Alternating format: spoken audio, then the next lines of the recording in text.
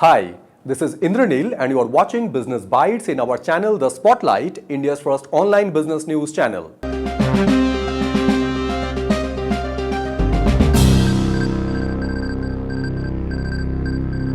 In today's Business Bites, first news we have, US private equity funds are in race to buy consumer durable company Whirlpool India business. Second news we have, Reliance Retail closed 2,155 stores in financial year 2025, which is double compared to last financial year. Third news we have, phone contract manufacturers planning to invest through new PLI scheme for electronic components. Fourth news we have, Athome service platform Urban Company filed their application for 1,900 crore IPO listing. And fifth news we have, wearable company Ultrahuman and solar-focused NBFC Metafin raised fund. In first news, US private equity funds are in race to buy consumer durable company Whirlpool India business. Advent International, Bain Capital, TPG, Equity, Carlyle and KKR are among private equity funds who are participating in the race to buy Whirlpool's India business as the US parent looks to pare its stake in the listed subsidiary where Whirlpool Corporation is looking to sell 31% stake in Whirlpool of India Limited. Whirlpool India Limited presently generates 85% of their Asia revenue, and through this stake sale of 31%, the company is looking to raise 550 to 600 million US dollar, that is around 4,684 to 5,110 crore, and the deal could involve two funds jointly acquiring the stake, as Whirlpool Corp has indicated to be continued as the largest shareholder in the Indian entity. Among the first MNC electronics brands to enter India in late 1980s, Whirlpool hasn't been able to scale up as much as their rivals like LG, Samsung and Haier, which entered much later, or even homegrown brands like Voltas and Havells, which is now owned by Lloyd. The company is expecting to close the deal and generation of cash by the second half of 2025, and the Whirlpool parent company will be utilizing the fund to repay or refinance debt what they have done previously. In second news, Reliance Retail closed 2,155 stores in financial year 2025, which is double compared to last financial year.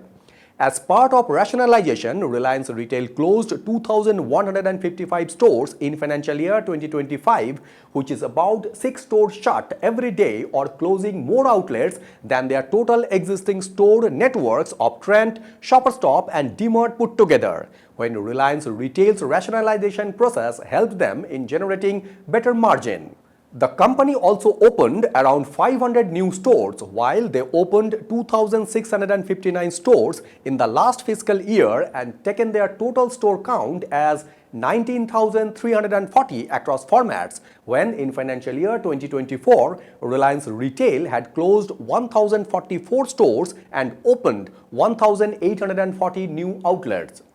The retail segment of Reliance Industries now accounts for 15% of their earning before interest, taxes, depreciation and amortization, which is known as EBITDA, compared to their 10% EBITDA 4 years ago. In this financial year 2025, the company is focusing on strategic recalibration of their store network, aiming to improve their operational efficiencies and long-term sustainability.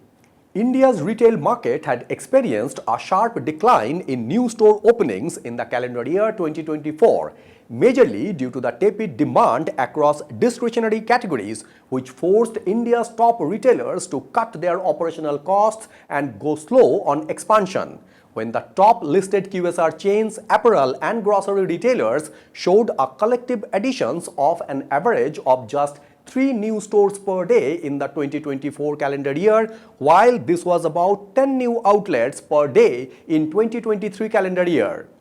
In third news, phone contract manufacturers planning to invest through new PLI scheme for electronic components.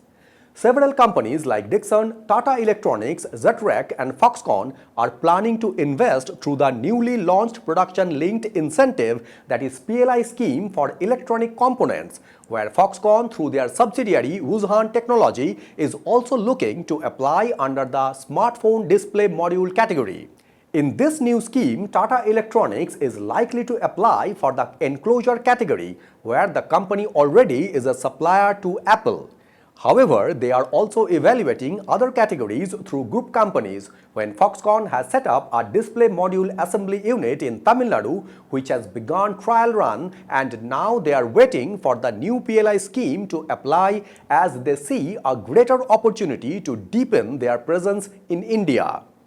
Dixon Technologies has already started investing in display modules, which is a category under this PLI scheme, and they have constructed a factory in Noida for the same, where in the first phase it will have 2 million display modules in mobiles, which will subsequently be increased to 4 million, and the company was also evaluating camera modules and lithium-ion batteries and enclosures.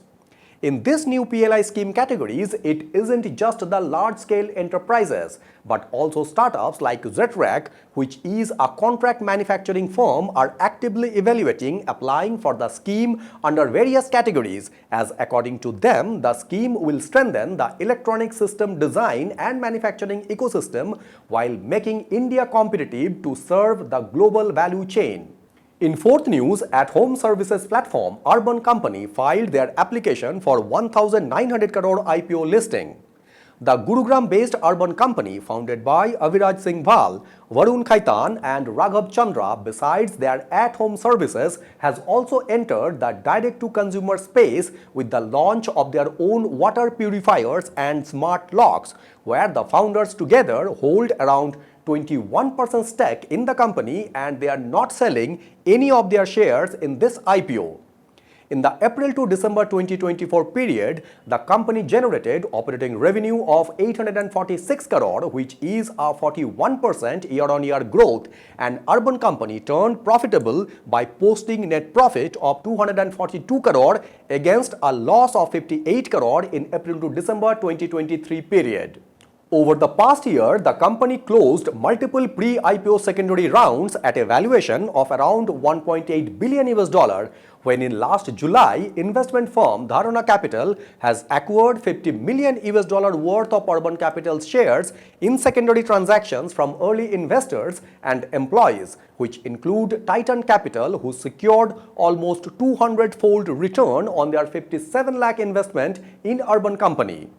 The present IPO offering proposal comprises a primary issue of 429 crore and a secondary share sales of 1,471 crore, when of the total fresh capital they will raise, the company plans to deploy 190 crore towards new technology development and cloud infrastructure, while the remaining proceeds will be used towards office lease payments and in marketing activities. And in fifth news, wearable company Ultrahuman and solar-focused NBFC Metafin raised fund. Bangalore-based smart wearables maker Ultrahuman is in advanced talk with Westbridge Capital to raise 100 to 120 million in fresh funding, when the deal could value the startup at around 500 to 550 million.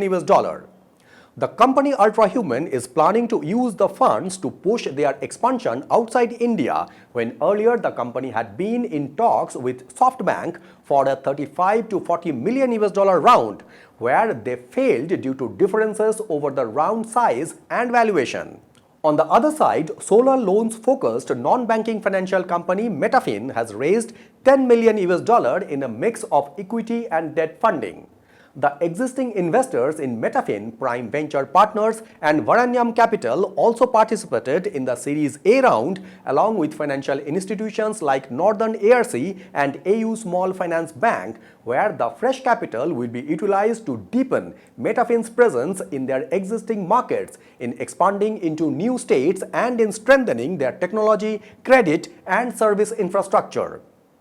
So these were the top 5 business newses from Business Bytes in our channel The Spotlight, India's first online business news channel. I would like to request you to please subscribe this channel so that you can have all the updates from our end. Thank you very much for watching Business Bytes, and signing it off.